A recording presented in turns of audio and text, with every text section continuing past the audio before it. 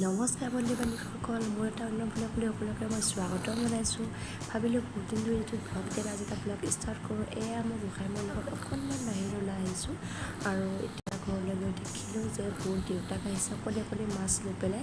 এয়া আমাৰ বৌৰ দেউতাক, যিহেতু আজি দুপৰীয়া আহি ওলাইছেহি আৰু বৌ এতিয়া ভাতৰ যোগাৰ ধৰিছে, ভাত বনাব লৈছে। ভাবিলোঁ এয়া দেখিছে নহয়, জলকীয়া, মগু মাহ আৰু বোলে আদা নহৰু পেষ্ট, পিঁয়াজ আৰু এখন যে কলপাতখন মানে মাছ পাতত দিম আজি।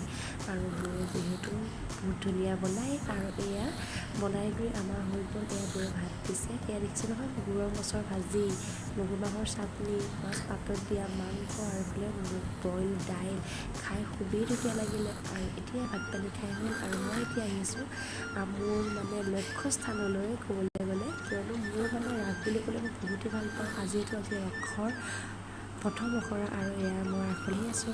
আহি পাই গ'লোহি আমাৰ ব্ৰহ্মপুৰৰ শ্বহীদ উদ্যান, য'ত নেকি আজি আমাৰ প্ৰথম ৰাসৰ অখৰা আৰম্ভ হ'ব। এয়া দেখিছে ইমান ধুনীয়া জেগা।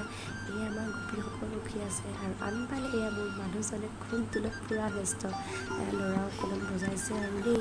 এয়া দেখিছে নহয়, গোপীসকলে পূৰা ৰাসক্ৰিয়া কৰিছে আৰু দেখিছে সঁচাই মোৰ নাচো আহি গৈছে, কিন্তু গোসাঁই যিহেতু লৈ আছে আৰু মই নাচিব নোৱাৰিলোঁ।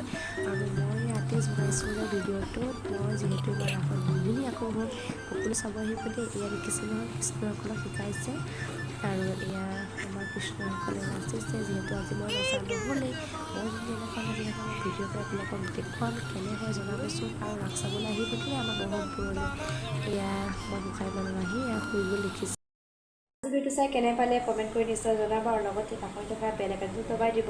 ৰাসৰ ভিডিঅ'সমূহ আৰু দি থাকিম, সকলোৱে চাই থাকিব আৰু যিসকল নতুনকৈ আহিছে সকলোৱে ছাবস্ক্ৰাইব কৰি দিয়া, মোক যাতে আগবাঢ়ি সকলোৱে সহায় কৰে তাৰে কামনা কৰিছোঁ। আৰু আজিলৈ বাই বাই, গুড নাইট।